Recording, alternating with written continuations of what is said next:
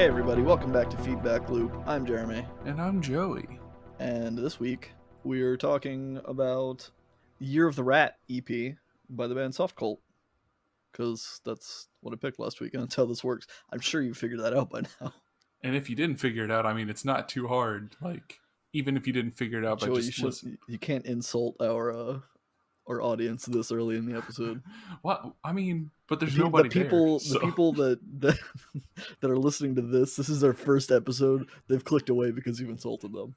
Well, I mean, I think I was just saving them a few disappointing minutes. It's probably fair. I picked this album, EP. I don't know. I found it recently, like a month and a half ago. I guess they're releasing singles recently. That's why it popped up on my YouTube, and I liked the sound of what I heard. So I'm like, yeah, we'll check out the whole EP. Put it on the list.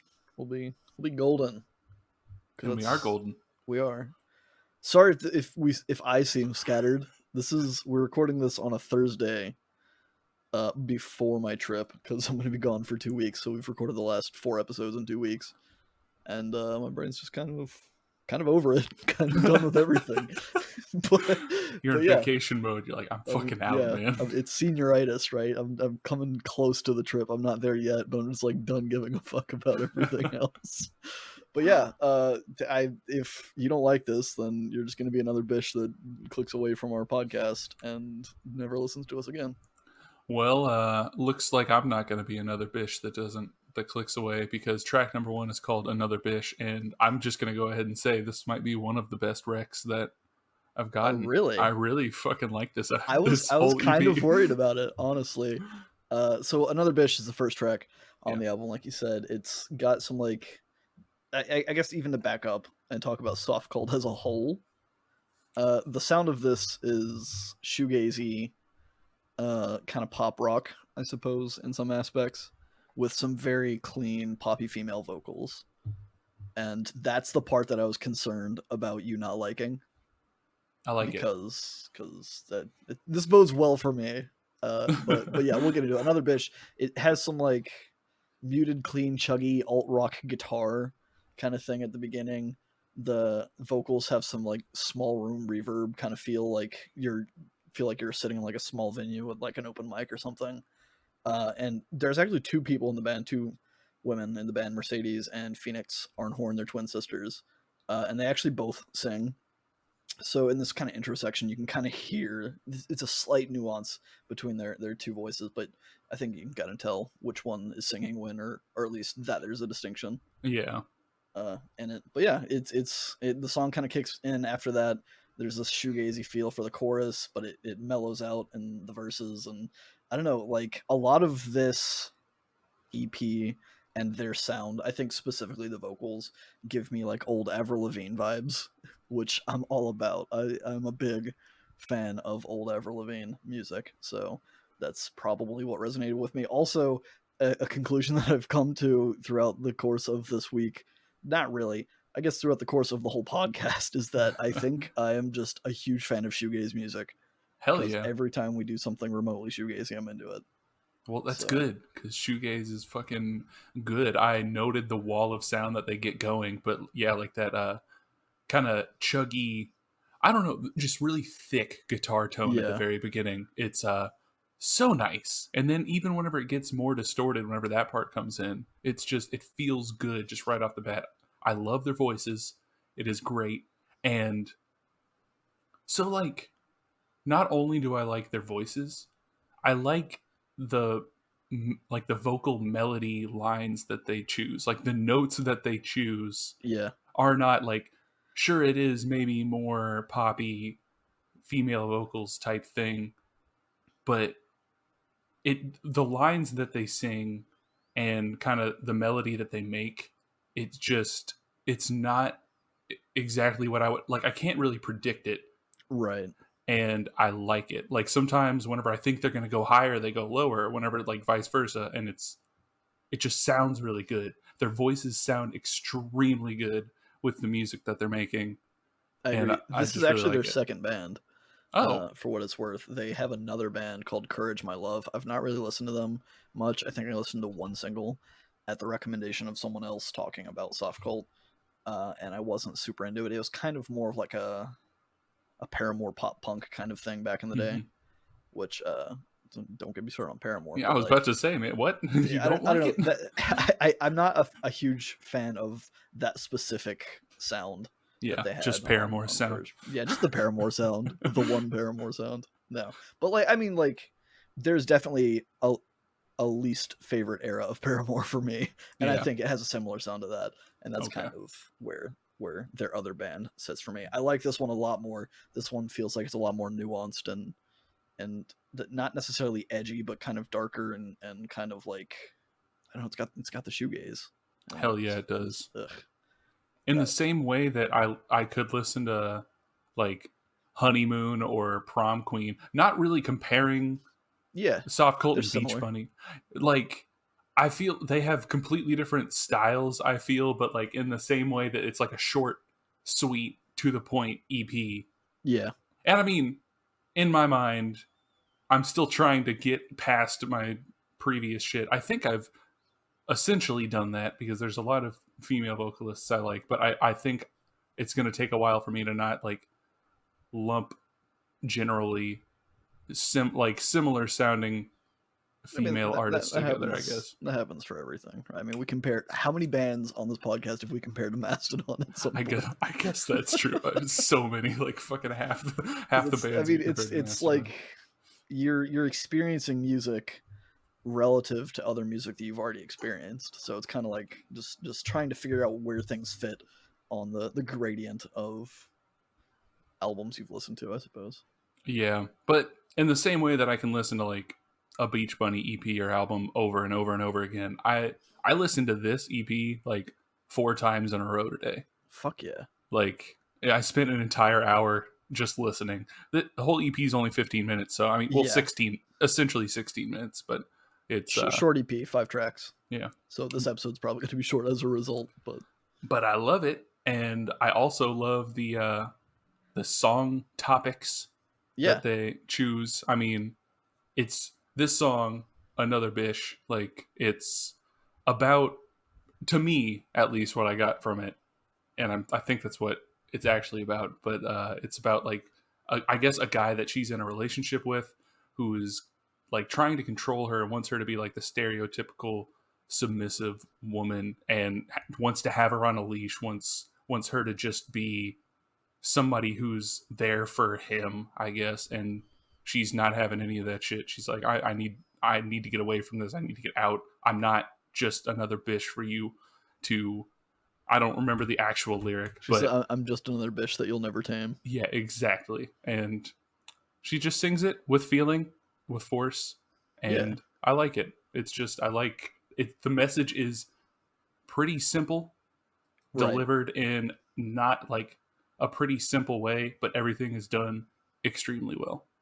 Yeah, I agree. And there's the song specifically, like, it's another bish, which there is obviously like a slang way of saying bitch, which is also slang for like a female dog, or I guess not slang, but technically like it's a female dog, right? And the whole song is just kind of like has this veneer of metaphor of dog on it, where she's like, I won't sit, I won't stay, roll over, obey, I'm trying to break off from your leash. There's a lot of like lyrical lines referencing dogs or referencing herself as a dog, and like you said, kind of wanting to break free of that because it's kind of a shitty relationship dynamic to feel like you're kind of being held back and that you're just like a pet kind of a thing, and you're not allowed to be independent of the person. Yeah, and I mean, if you're constantly feeling like a pet of somebody else, it's going to make you like a pretty gloomy girl. If Yeah, you're, for sure. I mean, I can't relate to being female and being in a relationship like that, but if I were, I definitely could see it making me a gloomy girl. and then you just end up listening to track number 2 a ton, gloomy girl. Yes. Yes, We're doing good. We're doing good. 2 for 2. So 2 for 2. Yeah, that's all we need. Just 2 for 2. yeah, I mean, 2 out of 5 ain't bad. So even if the rest of this EP goes down in flames, we've made almost 50%. Well, hell yeah. This one, it starts off in a more like airy place, I guess. It's got like kind of an ethereal vibe Mm-hmm. at the very beginning, and then the music comes in with like a slow beat, a super watery guitar, and then I just really love the chorus of this one where it all just blends so well. It's like this one, it gets the shoegaze, and it's like, I don't know. So I really like the 80s sound. I really Mm-hmm. like that kind of wave sound. And like with Drab Majesty, when we were listening to it, it sounded like it was straight up out of that era. Like Right. it could have been made in the 80s, and you could have easily convinced me that it was. This is like they actually took that sound and built so much upon it. Like I can hear the influence, Yeah. and but it's a completely different sound. It's kind And of like a modern kind of interpretation of it. yeah, and then like the bridge comes in, it gets super heavy, sounds very like grungy and full on rock, like it just builds and builds and really distorted, and then it quickly changes back to the chorus, but this time with an acoustic guitar behind it. And I am totally here for the feel that this song brings. Yeah, it's a pretty gloomy song, and lyrically, it's about being depressed. Like it's gloomy girl. It's pretty. They don't really pedal around, tiptoe around what the message of their songs are, which some people might not like. I know you in particular have talked about liking very poetic lyrics, like when we were talking about in the aeroplane over the sea. Hell yeah. A lot of the imagery and stuff you're really into. This is very much not that. Yeah. It's mostly pretty straightforward. The song is just about being depressed and not wanting to leave your bed, despite being told you just need to cheer the fuck up because it's just Yeah. that easy. Just cheer up and get out and do things, and wanting to be able to do that, but it's clearly not that easy, especially if you're like severely clinically depressed and you just want to stay in bed. I have days often where I just want to stay in bed all day, and I know that I need to get out of that. Not that I'm saying I'm clinically depressed or anything, but I definitely have days like that. It's definitely a trap to fall into as well. Like, and the more you do it, the harder it is to get out of Yeah. it. It's like, and I mean, definitely people who are like, just get up and do stuff. Like, no, that's Yeah. that's not really how that works. In theory, yes, but in Yes, practice, no.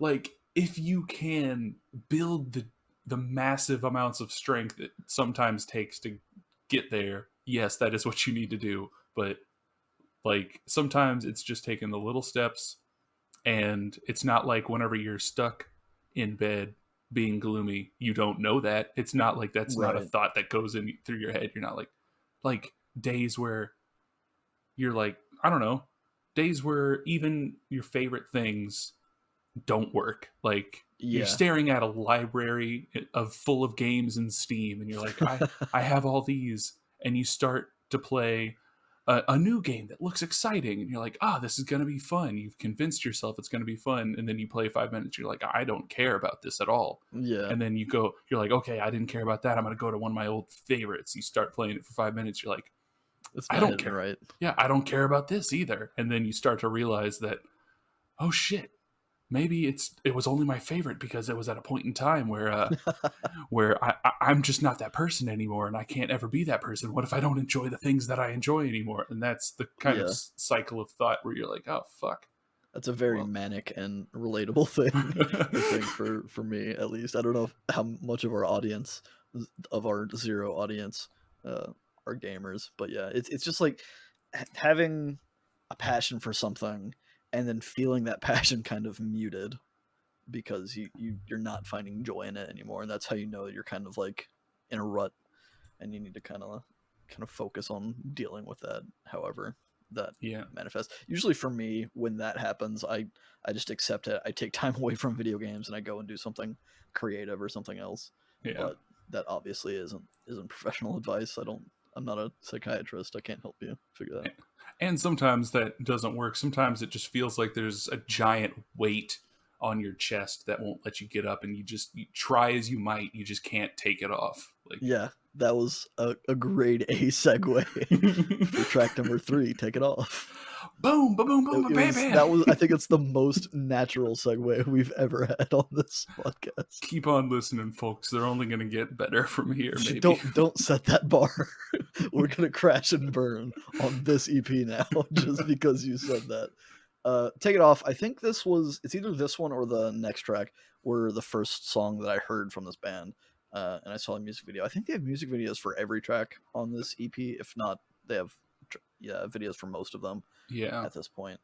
But yeah, it starts off with some like kind of lo-fi fuzz and a soft acoustic guitar, and then the singer, I think it's Phoenix, is usually the lead singer, is just does the chorus, and it's this kind of like phone recorded lo-fi thing of her just doing the chorus, and then you hear this loud tape deck kind of click to it, like you're putting in your favorite tape, and it fucking enters this huge clean shoegazy track kind of a thing that starts, and there's some kind of like you mentioned, the kind of 90s kind of grungy vibes throughout a lot of the verses in this one as well, and then the song kind of just exists in its shoegazy space, and then it ends with another kind of, you're no longer listening to the tape, you're listening to a girl sitting in her room playing on the acoustic guitar again, kind of a thing.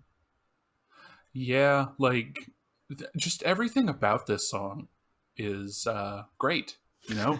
It's a vibe. It's a total vibe. This is another one where I specifically like, I just love the vocal melody choices, and I can't come close to singing it like she does, so I'm not going to, but just like, I guess it's like the chorus, just that you don't want a girlfriend, you just want a doll, buy her pretty dresses, take her to the mall. The way she sings it, I'm just like, ooh, that hits fucking different. I don't know if it's like, it's a combination of her voice and also like the mixing and the mastering, and like all of the instruments have very clean tones, and everything's just, it's so complimentary, I think, and it does have a very nice feel all around to it. Man, like, so what was their other band's name? Courage My Love. Okay, I'm gonna go check it out, but I think they really hit their stride with this sound that they have. Also, this is the first release, I think, by the band, so they don't have any albums as Softcult yet, but I'm assuming that they're gonna go on to make an album or two as Softcult. I really fucking hope so. Yeah, me too. Because I'm here for it. I'm here all day for it. This one, lyrically, it's kind of in the same vein as the first song, in the way that it's about the guy in this one who just wants arm candy. He just wants a girl to literally like be there, look good on his arm, be able to just command and parade around like a toy. She'll do whatever he wants. He doesn't want a partner to be in a relationship with, just like she said, wants a doll. Thing. Yeah, it's a trophy. Like, and how fucking nasty that is. Yeah, and it's hopefully getting less common. I think we as a society are making progress on that front, where we're not viewing women as things and we're viewing them as living human beings like they are. But yeah, it still happens for sure. There's still a lot of guys that don't want a relationship, or they think they want a relationship, but they don't understand what a relationship is, and just want someone to show off to the world as if they're going to be young forever. Yeah, because once you start getting old, you have to worry about all those picket fences and stuff, and then people are going to just start writing songs about you that'll end up like track number 4. Yeah, young forever. Yes. Still in the game. This one starts with some like shrieking ambient noise, and it kind of turns into another surprise shoegazy rock track. Yeah. And I noted if Take It Off wasn't the first track I heard, it was this one, because this is another one of the big ones. And this is part of the reason. This is the second comparison I will make to my girl Hayley Williams here. Hell yeah. The vocals in this track remind me a lot of Hayley Williams, so obviously I'm all about it, and I'm kind of excited that you enjoyed this so much, because it gives me hope that you won't just absolutely hate Paramore when we get there. I don't think I'm gonna hate him. I mean, right, but there's still that fear in my mind that like Joey's not gonna. I mean, I already know for a fact you're not going to have the same experience that I did with Paramore, and you're not gonna love it as much as I do. And I think there's just that urge to think the extreme opposite, where like you're just not going to like it at all and have a bad time. But yeah, I think if you enjoy specifically her vocals on this one, I know you're going to enjoy Hayley Williams' vocals throughout all of Paramore. Well, that's very nice. Maybe I'll have some deep moments with Paramore. Maybe. And it won't be on the level that you have. I can almost guarantee it. Yeah. But it doesn't need to be. Yeah. It does. We don't have to compare emotional drives through and connections through music, as long as we respect each other's. we're not going to be teenagers and be like, no, I like Paramore more. I'm the biggest fan. I feel it. I don't even want you to be a bigger fan of Paramore than me. I'm totally fine with, like, if people don't like Paramore at this point, I'm like, okay, I don't know what to say about it. That's cool, I guess, but you're wrong. But you're missing out. yeah, because fucking Paramore. Anyways, we're not talking about Paramore. But yeah, at this point musically, you kind of know what you're getting with Softcult. It's a good sound, so it's not necessarily a criticism or a complaint, but there's not a lot that separates this, I think, from their sound.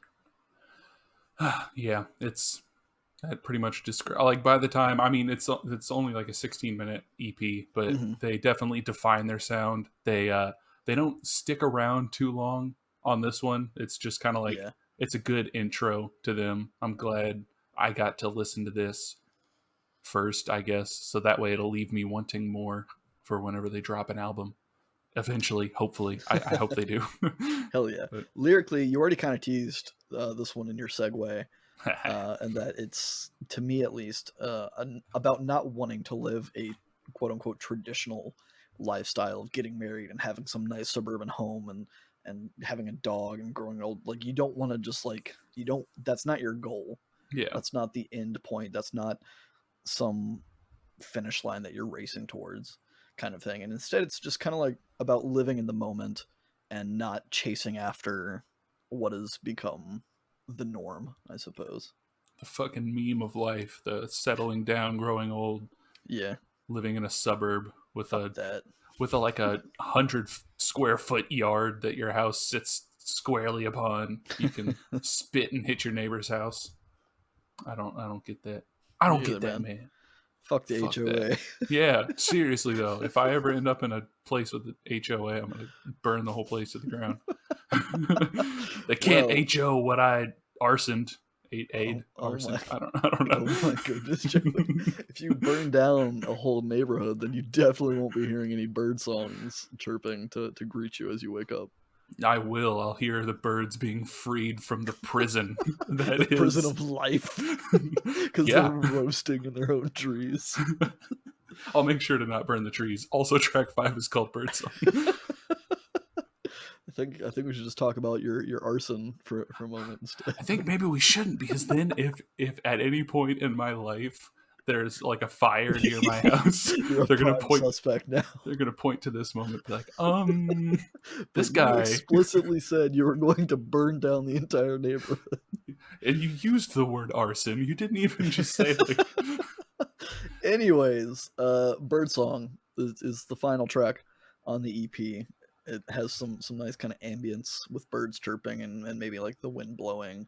And there's this kind of like droning synth note that rises up that introduces a very clean acoustic to kind of provide the gentle intro section to the song. It's mostly kind of soft ballady kind of track to round out the sound of the album, which is kind of nice. The chorus comes in and has the full band instrumentation, and then it goes back to the acoustic with some more kind of swelling ambience and stuff behind it. The drums that come in like the second section of the song, I really like the sound of the kit that they got out of it. It sounds slightly like distorted and distant and like in another room. Like it sounds like somebody's in a studio room kind of recording the drums, and you're like behind the glass watching them and hearing it. But yeah, it's fucking great. I love that drum sound, and they nailed it. The outro of the track is kind of spacey, and it's just a nice, this track overall is just a nice bow on the end of the EP, I think. For real, it's got like a great ebb and flow where it sounds like there's at times you're just surrounded by these heavenly sounds that just kind of get bigger and bigger and swell up to the big point, and then it brings it back down like halfway through the song. Yeah, it's built and then comes back down. And that, I didn't even know like if that was real drums that they just had some sort of effect on, or if they were doing whatever, or if it was a drum machine, or like I'm What? pretty sure. I mean, they have a Discord where they talk.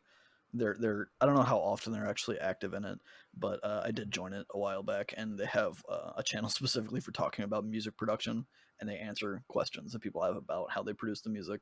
So they're pretty open about it. I know for a fact that at least one of them can drum, and they have like acoustic drums. So I think that's what that is. I think that is a natural acoustic sound, but I think they also do use some programmed drums at points. Well, then, if it's real drums, good job, either Phoenix or Mercedes. So, Yeah, I'm not you, really sure which one's which, to be honest.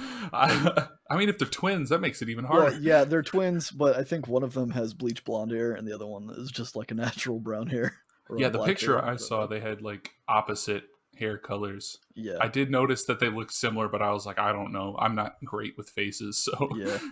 You're But racist against twins. yeah, exactly. Fucking twins. You're confusing me. Normal people confuse me enough. And now Joey's gonna burn down the neighborhood full of twins. I'm going to find that giant twin fest in Minnesota where all the twins gather every year. Yes. God, And no. set Okay, it on I'm not fire. going to do that. This is a joke.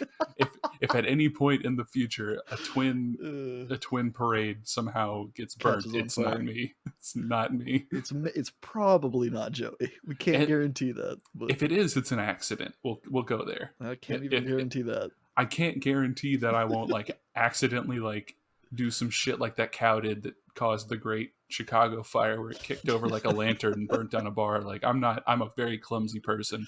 I might kick down a lantern and burn down a barn, but this song's good. That's where I'm really going with this. The song's really good. It's a great way to end the album. It's a great way to end this experience. It rides out on some birds. The lyrics on this one, though, I don't know if they're trying to be specific about like childhood trauma, like with a bad family, or just family trauma in general, or if it's talking just more generally about how previous experiences will like haunt you and you can't escape them.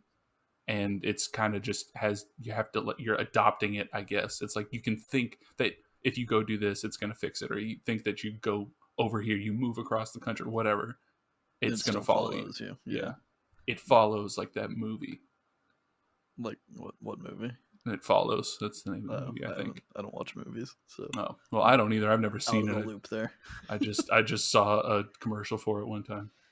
Well, yeah, that's the song. That's the EP. I mean, I got pretty much the same vibes you did as far as lyrics on the song. Like, it seems like there's potential trauma there as a child that as you grow up, it kind of haunts you and never really goes away. But it also kind of implies that the protagonist of the song, I guess, is trying to run away from it instead of face it, which also is not a super great way to deal with things usually. But yeah, it's never truly gone, especially if there is some childhood trauma. I know that stuff's very fucked up.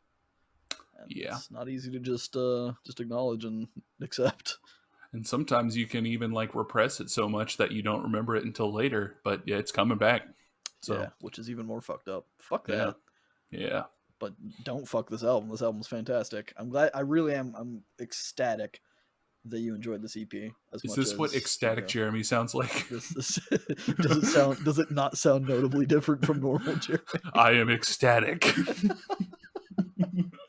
Yeah, well, go fuck yourself. Yeah, I do really enjoy this. I also kind of want to look at Courage My Love and listen to maybe a full album of theirs. Just the one song that I heard, it wasn't super standouty to me from that genre. So if they go back to that, good for them.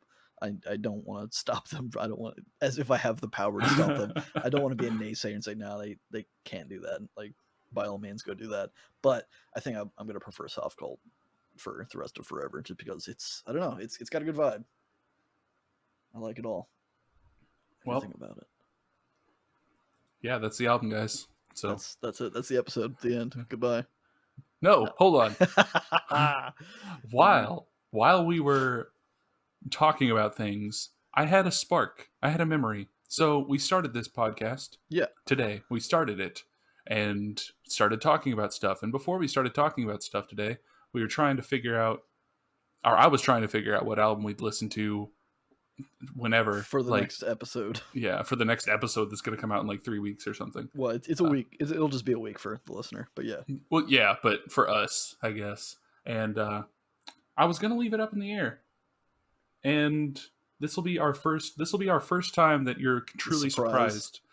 But Are we I gonna figured do a Courage My Love album? we are not going to do a Courage My Love album. It's actually something that you said the other day.